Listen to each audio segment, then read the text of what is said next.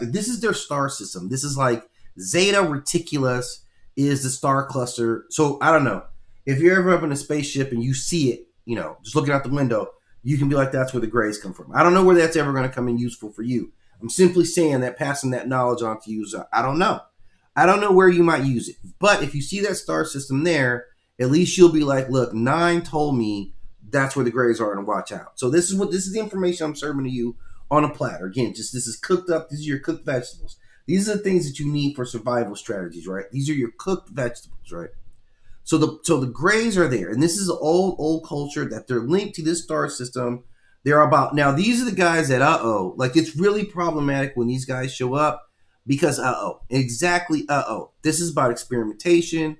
This is about some observation, but about biological studies. They're known for their big eyes and their skin, and these are small humanoid figures with large heads, gray skin, and minimal facial features. They are widely recognized as the jerks and assholes of the UFO world, because that's what if anybody is probing anybody, if all the stories that you hear about anal probing, that's these guys right here. Let's just get it out there. Let's really get it out there that if anybody is here to capture you on a lonely road and then you say you got anally probed, it is absolutely these jerk-offs right here. They never explain why, right? And they kind of try to act like they didn't do that. Now they try to act like, yeah, they weren't really doing that. But yeah, I don't know if I believe them, because why would you guys have such a reputation about anally probing, right? So we know that these guys are down here collecting data for what? We don't know. We never know what they're collecting the data for, which makes it particularly insidious, right? Like, why are you collecting data on us that you have to get out of our butt? That's the most interesting thing. Like, what kind of data do you need? How is it helping you? How is this data actually helping you? I don't think it is in any real way, any measurable way, right?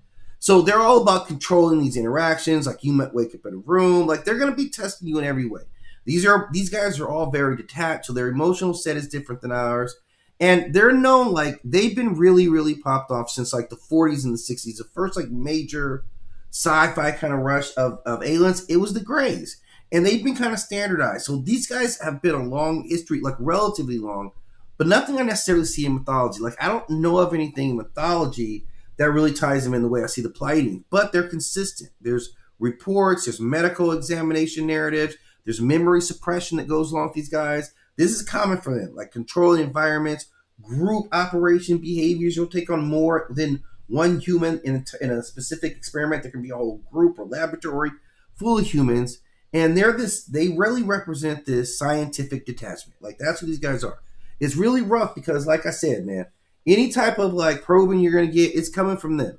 This is at the height of like intelligence, like extreme intelligence, absolutely no empathy. They're absolutely the model of intelligence, zero empathy, zero F's given, right? They don't care at all. In mythical context, like I said, they're not linked to anything else. But man, like, I'm just gonna be rock steady with you guys. Like, I'm gonna rock steady with you guys here for a second, because like these could be popping up everywhere. These dudes are popping up at a disturbing clip, because let's remember this. Like, look, let me get this to you here. All right, this is Paul. This is Paul in the movie Paul. With Simon, whatever his name is. Oh man, I can't remember this guy's name, but he's done like he was like Shaun of the Dead, Simon Pegg, Shaun of the Dead, and some other pretty good flicks, right? World's End, all that stuff. And his partner Ed, whatever, I can't remember what his name is, but he's great too, right? You are great, homie. If I disrespect you not knowing your name, you're great at what you do, though, by the way, right? Just like you're more still kind of regular forgettable ass dude. I'm just saying, like, you're really good at it though. When I see you on the screen, but I'm not gonna remember you later. I'm not having a conversation about you at post movie, right? I'm just not. Anyway, we can see that Paul is clearly a gray, right? That's what he is.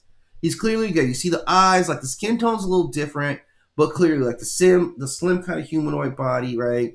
So clearly, like, Paul is a gray. So we get the grays represented right there. And I'm going to tell you guys another one. I'm going to tell you another one, right? That's right there. I believe it's true, man. Because if we're going to be really honest, it's Cat E.T., man. Like, E.T. ain't that far. Like, E.T. looked like he might have came from the south side of Pleiades or wherever they lived at. Zeta Reticula.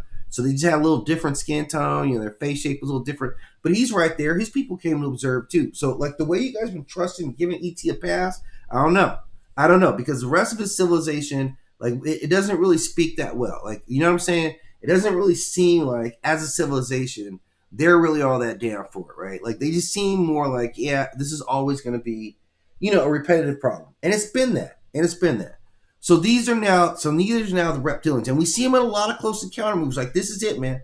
They're the Greys, like the Close Encounter of the Third Kind. That was also the same type of freakish like gray aliens. Like so, basically, they're a building block. Like these guys are beyond it.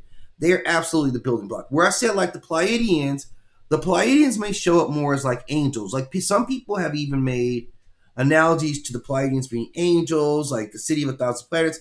They're kind of featured in Stargate a little bit, like the Ascended Humanoid. I think that was it, man. Like I'm gonna hang on, guys. We gotta check that out, man. Stargate might fall into it. Let me see. I don't know. You know what? They've got a couple. Like if you look at Stargate, they have a couple of elements of all these, particularly the Greys, like particularly Greys. So they're really, really strong in the Greys too.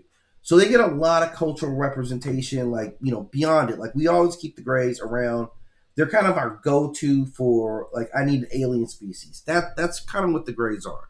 Well deserved because they did set an archetype, right? Now I'm gonna tell you about the worst ones, right? I'm gonna tell you about the third time's gonna be the worst time, right? And I don't even myself know how anything can be worse than the ones who anally probed us. I don't know if I'm right with that. Like the Greys anally probe people. I don't know if that's better than what these guys are next. But these guys got a long, very well-deserved history of being like complete jerks, right? And that is the Reptilians. And the Reptilians are often associated with the Draco star system. You can look that Draco star system up, and this will tell you a lot about like